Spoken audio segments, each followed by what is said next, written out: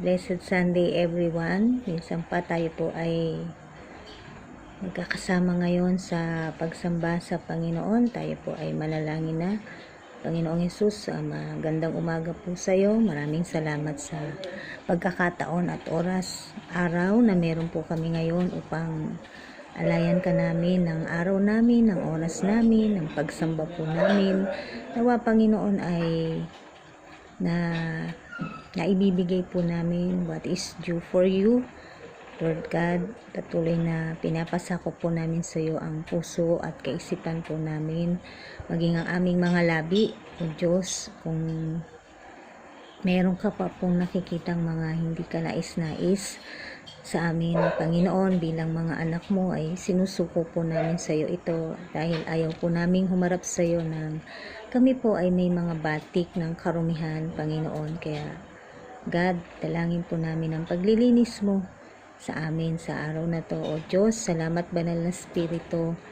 Salamat sa patuloy na pagsama mo. Salamat sa bunga ng banal na Espiritu na kahit papano po ay meron po kami na ito yung nagiging panlaban namin.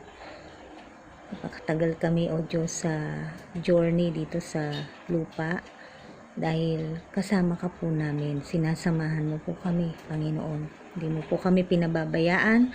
Kaya patuloy na dalangin po namin, God, sa oras na to ang paghahari mo at pinapasakop namin sa iyo, pinapabantay po namin sa iyo ang aming puso. Palagi, God, guard our hearts, Panginoon. At minsan pa ay dinadakila ka namin. Salamat sa mapayapa pong paghatid sa hantungan ni Nanay Glo, O Diyos. Maraming salamat, Panginoon, sa buhay po niya. Alam ko, Panginoon, kung gaano siyang naging mabuting tagapaglingkod mo, O Diyos. At alam namin, O Diyos, na siya po, Panginoon, ngayon ay nasa maayos ng kalagayan. Salamat sa buhay ng mga Jimenez at Larang, Panginoon. Patuloy na bigyan mo po sila ng lakas. Salamat sa mga probisyon.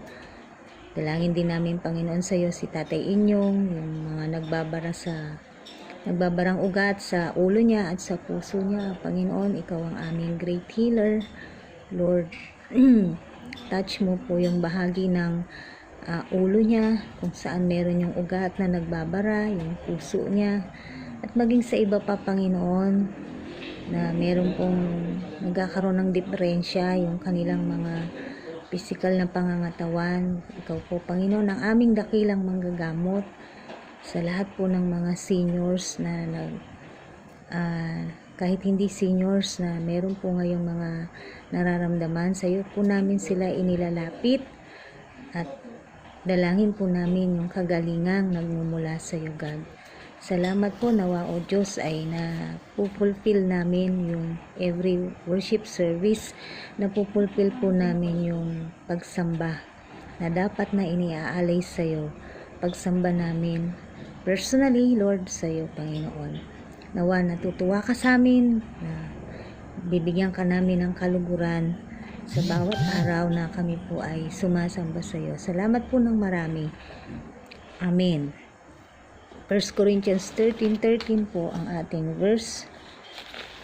Sabi po dito sa Tagalog, ang tatlong ito ay nananatili, ang pananampalataya, pag-asa, at pag-ibig. Ngunit ang pinakadakila sa mga ito ay ang pag-ibig. Thank you, God, for this word, Lord God. Sabi po rito, ang tatlong ito ay nananatili, ang pananampalataya, pag-asa, at pag-ibig. But the greatest of this is love. So, tapos na po tayo dun sa pag-asa, kung saan buhay na buhay po ang ating pag-asa. Minsan, kahit nalulugmok tayo, kahit nakakaranas tayo ng mga pain and sufferings, katulad nga ng turo ni Arlene nung Miyerkules, but the hope is there. No, hindi po natatapos at tumitigil ang buhay natin ng dahil lamang sa mga pains and sufferings, bagkus yun po ay nagiging daan pa para mas lalo po tayong kumapit at lumapit sa ating Diyos na buhay. So, tapos na po tayo sa ating pag-asa. Ngayon, pag-aralan naman po natin ang ating pananampalataya, which is, I do believe na ito po yung napakahalagang dapat isa sa mga inaalagaan po natin ngayon ay ang ating pong mga pananampalataya. Balikan natin ang kanyang ibig sabihin sa Hebrews 11:1.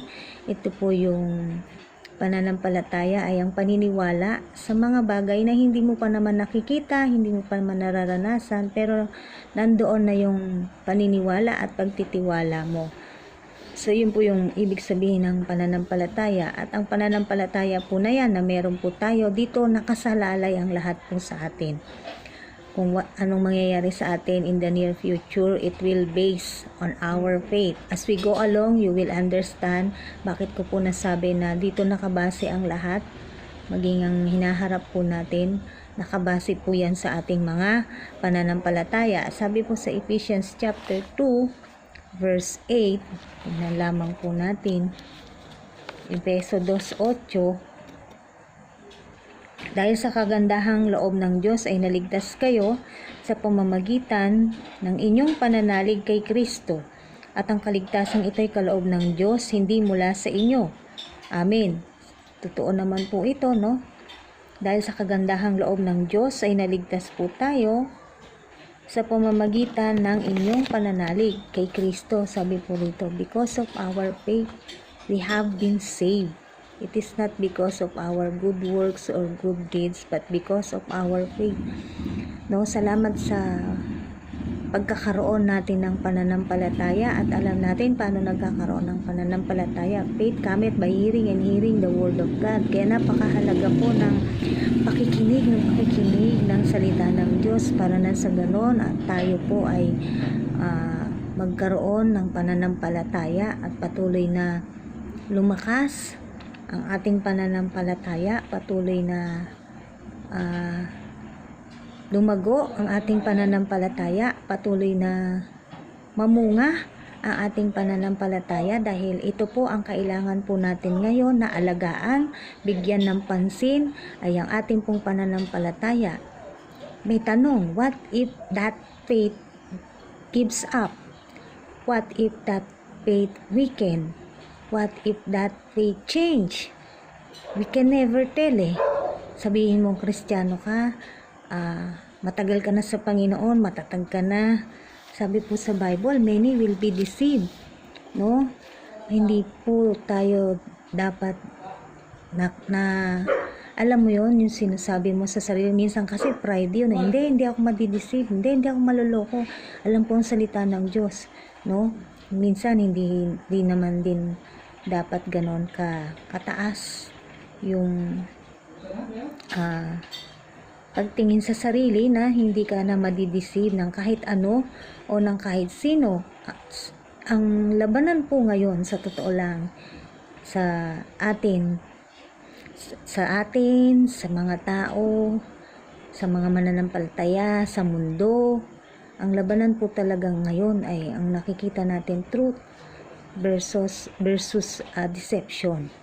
Yun po talaga eh. Dahil nga nakasulat sa Biblia, many will be deceived. Iisipin mo, paano nadideceive ang isang mananampalataya na? Paano pa nalilihis ang isang matagal ng mananampalataya, lalo na kung manggagawa ng Diyos? Pero tandaan po natin, ang nakasulat sa Biblia, even the elect will be deceived. Amen. So what if that faith, no? Paano kung ang pananampalataya mo mismo, pananampalataya ko, humina o nagbago o nag-give up dahil sa mga nangyayari po ngayon, na kung titingnan po natin, alin ang totoo at alin doon ang hindi. What is the truth there and what is the deception for what is happening to us right now, no? So, ito na yung sinasabi, approaching the final days. Hindi pa ito yung huli, but we are near approaching the final days, no? Sabi nga, when peace will be taken away from people. it will be taken away from us. Sabi po sa Revelations chapter 6 verse 4, basahin po natin, Revelation 6, no? Na talagang pati kapayapaan po natin ay tinatanggal o tatanggalin, mawawala. Bakit? Dahil po sa mga kaganapan, no? Kaya nga maraming nade-depress, kaya nga maraming nalulungkot, kaya maraming hopeless, kaya maraming helpless dahil sa mga kaganapan sa mundo po natin ngayon. Revelation 6:4, then another horse came out, a fiery red one. Its rider was given power to take peace from the earth and to make men slay each other. To him was given a large sword. 4 na kabayo po ito 4 na kulay po ito Pula, itim, puti. Ano ba yung isa? 4 o 3, no? At itong pula na to, ito yung trabaho niya, no? To take away the peace from the earth. Tanggalin ang kapayapaan, yung guluhin ng isip ng tao. Alin ang totoo? Sa dami ng mga lumalabas po ngayon, no? About that virus, which is which, and which are truth, and which are deception. Alin dyan ang ginagamit ng kaaway? Kaya nga sabi ko kanina, huwag mong sabihin na hindi, alam ko na yung totoo, alam ko na lahat, hindi ako madideceive, no? At kung natatandaan nyo nung isang linggo, nanalangin ako na nawa ay hindi tayo makagawa ng hakbang na hindi ayon sa kalooban ng Diyos. Bakit? Kasi nga, kahit mananampalataya merong swaying, no? May magkakaroon ng mga swaying of faith, changing of faith, weakening of faith, no? Giving up of faith. Hindi po imposible na mangyari ang mga bagay na to, no? Kaya ngayon, kailangan yung pananampalataya po natin, kaya po natin ito inaaral, ay para nang sa ganon ay maalagaan po natin at talaga namang kailangang magbaon tayo ng magbaon ng salita ng Diyos para alam mo yon, yung katotohanan, hindi po tayo malihis, no?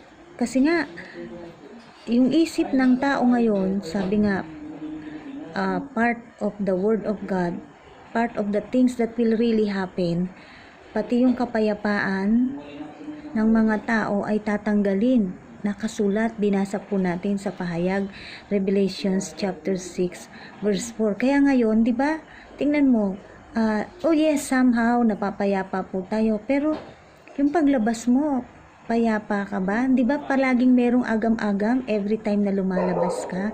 Palaging merong agam-agam pagpasok sa trabaho, palaging may agam-agam. Ano na mangyayari? What will happen? Sa next year, ano na mangyayari? Ganito pa rin ba? Paano na? No? So, wala na po doon yung peace na tinatawag. No? Hindi na tayo katulad ng dati na, yes, minsan nawawalan ka ng kapayapaan, pero nakukomfort tayo ng God. At ngayon naman, nakukomfort pa rin po tayo ng God, pero somehow, let us face the fact that the peace here on earth is approaching to be taken away, no? Inaalis na, nagugulo na ang kaisipan ng tao sa napakarami pong ang daming nai-insert sa ating kaisipan. Kaya nga truth versus deception, hindi mo na alam kung alin ang totoo, no? Ang daming lumalabas na news about the vaccine, about that virus, no? That virus was planned a decade na daw, no? And that vaccine is not good to us. So which is which? No? Ako po personally, hindi ako agad-agad nagkokomento o nagbibigay ng ito nga yung tama, ito yung totoo. Hindi po siya ganun Kailangan natin siyang pag-ingatan. Kailangan siyang ibase. sa salita ng Diyos, dahil kung titignan natin yung mga napapanood naman po talaga nating video, yung mga nasi-share po sa atin na video, tayo nagsisharehan, they have all the basis of truth, they have all the basis of facts. Sabihin itong isa, sabihin itong isa, may mga katotohanan po yung kanilang mga sinasabi. Kaya dapat tayo po ay maging maingat, no? Ito kasi yun alin dun yung papaniwalaan mo, alin nga dun yung totoo. Kaya nga truth versus deception. So napakahalaga na nangyayari din na nawawala na rin yung kapayapaan ng kaisipan, ng puso, dahil nga alin ba talaga, ano ba talaga, no? If ever the vaccine is already there, are you going to accept? Halimbawa po, sabi, diba, nilalakad po nila ngayon, maging libre ang vaccine. Magpapabaksin ka ba o hindi? Papa-shots ka ba o hindi? Yan, mga bagay na yan, no? Paniniwalaan mo ba ito o hindi? So, bukod doon, preoccupied din ang kaisipan natin sa mundo na to, sa problema natin, sa mga kakulangan, sa mga sakit karamdaman, at sa napakarami pa pong mga bagay. Kaya tingnan ninyo po, kaya nga, our faith, the faith of Christians now is at stake, no? Although, alam po natin, ang lahat ng ito ay nakasulat sa Biblia, and it will really happen. It will come to pass, whether we like it or not, it will come to pass. Hindi po natin yan mapipigilan, mangyayari at mangyayari yan. Alam natin na meron talagang tatakan na magaganap. Alam natin na yan ay microchips. Alam po natin yung mga bagay na yan long before. Alam na po natin yung mga kaganapan na yan dahil long before napag-aralan, nabasa na po natin.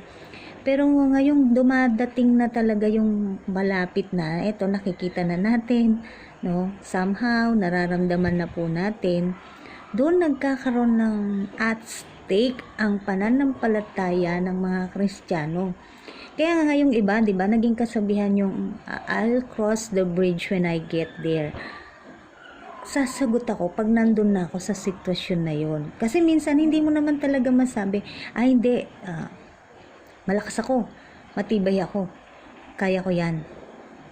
Kung nandun ka na nga sa sitwasyon na mahirap nang mag-decide which is which, so nagkakaroon ng at stake na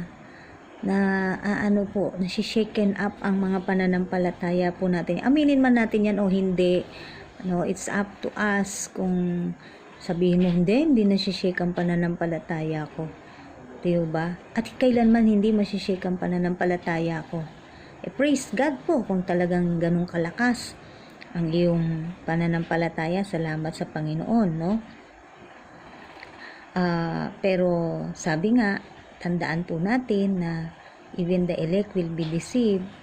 Kaya nga natin kailangang alagaan ngayon, palakasin ang ating mga pananampalataya, no? Na ano nga po ako, gusto ko sanang biruin si Connie nung sa GC po natin na paano yan, naka-vaccine na po kasi siya, di ba? Sabi niya doon, bibiruin ko sana siya, lagot ka, may vaccine ka na. May tatak ka na. Pero hindi pa naman po talaga yon.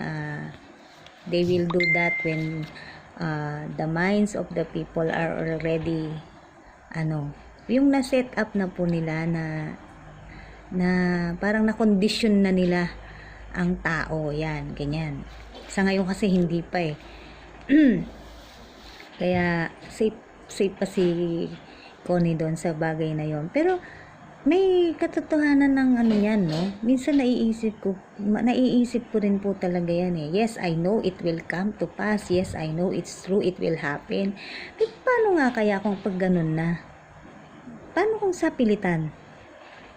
No? Anong gagawin mo? Hindi nyo ba naiisip? Your faith, our faith is at stake during that time. Kailangan mo sa panahon na yon, sa pagkakataon na yon, yun yung kailangan na maging matatag ang desisyon mo. Maging matatag ka, maging matatag po tayo. Kung halimbawa, dumating sa punto, sa pilitan na pagpapabakuna, alam nating lahat na andon na yung microchips. Whatever happens, talagang kailangan maging malakas ka. You will say no. And you will not allow that vaccine to enter your body. No? Ganun po yan. So, we have to build our faith. We have to make our faith stronger nowadays. 2 Thessalonians chapter 2 verse 3, sabi po dito ng 2 Thessalonians. Basahin po natin. Hindi ko nalagyan ng 2 Thessalonians 2:3. Don't let anyone deceive you in any way, for that day will not come until the rebellion occurs and the man of lawlessness is revealed, the man doomed to destruction. Yan. Don't let anyone deceive you in any way. Huwag daw nating hayaan na tayo po ay ma-deceive sa kahit anong paraan. Ngayon po, lahat ng kaparaanan gagawin ng demonyo para lamang mapatupad ang kanyang mga pinaplano. Basahin po natin siya sa Tagalog. Sa anumang paraan, huwag kayong padadaya kanino man. Ang araw ng Panginoon ay hindi darating hanggat hindi nagaganap ang huling paghihimagsik laban sa Diyos at ang paglitaw ng suwail, ang itinilaga sa walang katapusang kaparusahan. Huwag po tayong padadaya kanino man sa kahit anumang paraan. Yun nga ang ano po natin doon. Paano mo nga malalaman which is the truth and which are not? Alin doon yung may katotohanan, alin dun yung pandaraya lamang. So, may mga bagay po tayong kailangan, no, na gawin at meron po tayo para nang sa ganon tayo po ay makapag, alam mo yun, ma-strengthen ang faith po natin, ma-level up ang ating pong mga pananampalataya, no. Dahil sabi, binilinan po tayo ng salita ng Diyos na wag po tayong padadaya. Kasi, tingnan mo yung mga nagsasalita ay mga eksperto, mga doktor, no? Pare-pareho po sila. They are all doctors, they are all experts, they are all well-known, they are all knowledgeable, no? Most of them are famous. Yung mga gumagawa ng vaccine, di ba, mga kilalang pangalan, Pfizer, AstraZeneca, yung mga yan, di ba, parang, so, which is which? Amen. So, ito po yung mga somehow, kailangan po natin bigyan ng, o pagtuunan ng pansin sa ating pong mga pananampalataya. Una, again, this is at random, no? Kailangan meron po tayong, parang sa mata, pag malinaw ang mata ng tao, wala pa siya talagang salamin na katulad ko, may salamin na ako, hindi katulad ko, no? 20/20 vision. Yan po yung normal na vision ng tao na walang diferensya ang mata. So tayo po, spiritually, we need a 20/20 vision. Yan. Sa Ephesians 1:18, sabi po dito, no? Kailangan spiritually maliwanag po ang natin, ang ating pong vision. Ephesians 1:18, sabi po dito, naway liwanagan ng Diyos ang inyong mga isip upang malaman ninyo ang ating inaasahan sa kanyang pagkatawag sa atin. Ito'y ang kalwalhatian inilian niya sa kanyang mga hinirang. Yan, naway liwanagan ng Diyos ang inyong mga isip upang malaman ninyo ang ating inaasahan sa kanyang pagkatawag sa atin. At ito ay ang kalwalhatiang inilaan niya sa kanyang mga hinirang. Kailangan clear, no? Maliwanag, spiritually, no? Hingin natin po yan sa Diyos. Only God can help us, only God can do that. No, makita po natin, alin, Panginoon, alin ang totoo. Panginoon, alin dito yung pandaraya lamang. Panginoon, alin yung paniniwalaan namin. Even sa mga nagtuturo, no? Panginoon, anong gagawin namin? So, all of those things, we must rely on our God, and we must ask God for the 2020 spiritual vision. Dahil siya lang po makakapagbigay niyan.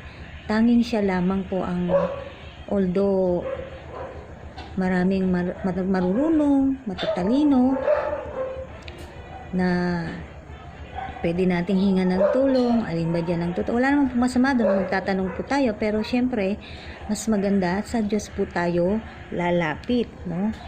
We have to pray for this, mga kapatid. Napakahalaga po nito, no?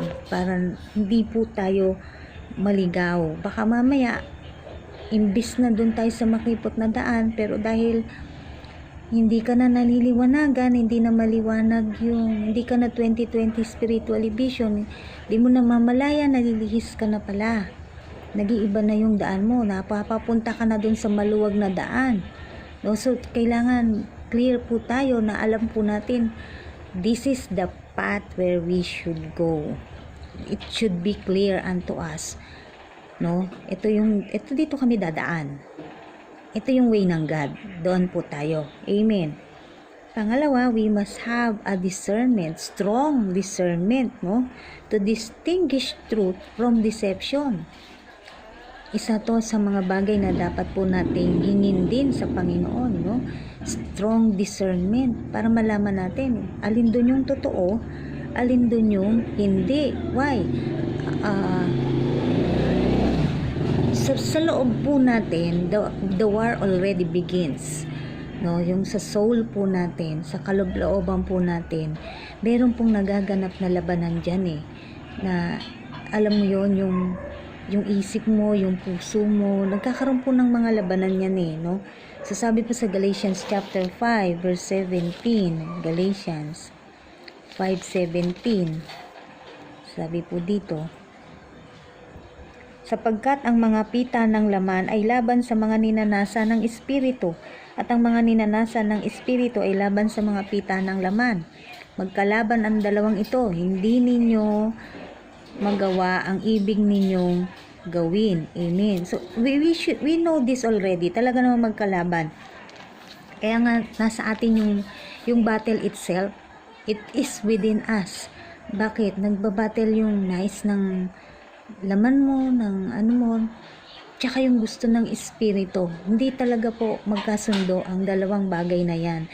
Meron at meron pong mag-o-oppose sa bagay na yan. No? Kaya kailangan po nating magbantay. We must vigilantly guard. No? Let us guard. No?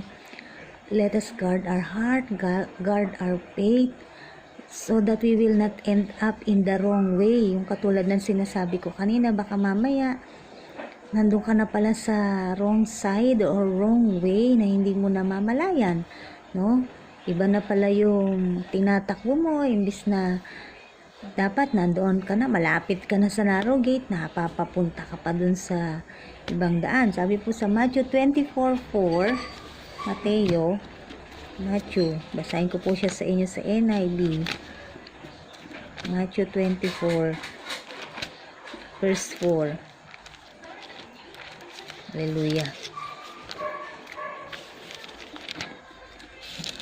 Hindi po biro ang battle po natin ngayon, mga kapatid. No? 24:4. Jesus answered, "Watch out that no one deceive you. No one deceives you. Watch out that no one deceives you." So even our Lord Jesus Christ warned us, no? Watch out, no? Kailangan magbantay para wala raw pong makapandaya po sa atin, no? Ito yung mga pinapanood natin, mga videos. Let us watch out for all those things which is the truth and which are the deception, which are the truth and which are the deception. Amen. No?